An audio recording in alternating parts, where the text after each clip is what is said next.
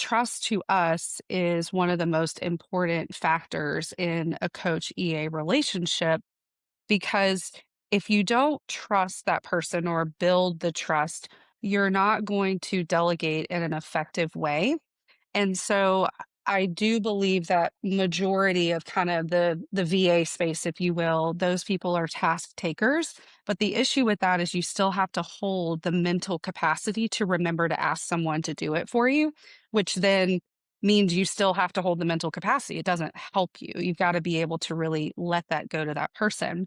And trust to me, one of my clients shared this a while back. It's about emotional equity, it's building emotional equity. So, kind of this equation we've come up with to quantify this in what we do is that trust is the emotional equity, the trust that is built from positive results from action over a certain period of time.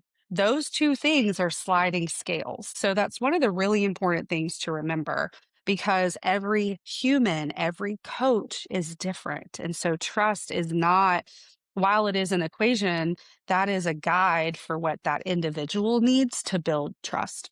So how AssistPro does that, back in the day, it was just like a gut thing. And I'm like, oh my gosh, Kelly would just be great for Deb because I think that was how matching worked 10 years ago for us.